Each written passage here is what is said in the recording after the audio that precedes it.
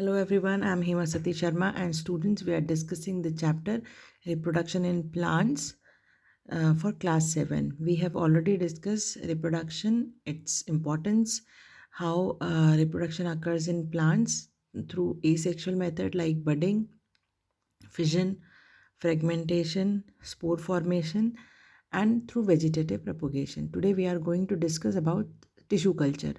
So we know that cell is the basic structural and functional unit of life.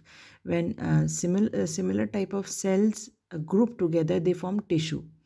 So basically, tissue culture is the technique of growing cells and tissues in an artificial medium. So culture basically is growing. So tissue culture means we are growing tissues or cells in an artificial medium, not in natural environment, and these tissues are separated from the organism and then they are allowed to grow in an artificial medium. Now the tissue culture is a technique in which fragments of plants are cultured and grown in laboratory. Many times what happens, organs are also used for tissue culture. The media which is used for growth of the culture is broth and agar. So here you can see what we have done. Here we have cut few small pieces of this plant and we have extracted the tissue. So now these tissue samples are placed in agar agar. For agar agar is a nutrient medium and some hormones or plant which encourage plant growth.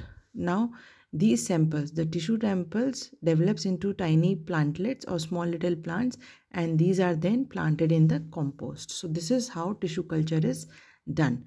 So this technique is also known as micropropagation, and it is beneficial for the production of disease-free plants. So as you know that population is increasing day by day, so crop yield should be more and more to fulfill the demand of growing food. So for this we need disease-free plants, and the disease-free plants can be developed through tissue culture. It requires sterile workplace, greenhouse, trained manpower, and a nursery. Various plants like oil palm, banana, eggplant, pineapple, rubber tree, etc. Have been produced by tissue culture in the developed countries. So, plant tissue culture is a new addition. It is a new method of asexual plant reproduction, and these breeding techniques can only the new techniques are need to be developed because the old techniques were not able to fulfill the demand of crops. Now, types of plant tissue culture can be seed culture. So, we can take out tissues from seed, embryo, callus, organ, or protoplast culture or anther. So, we'll discuss what is callus culture as it is given in our book. So, callus is what? It is an unorganized dividing mass of cell. So, basically, callus is a structure in which various cells are there and which are dividing. So when the X plants are cultured in a proper medium, the callus is obtained.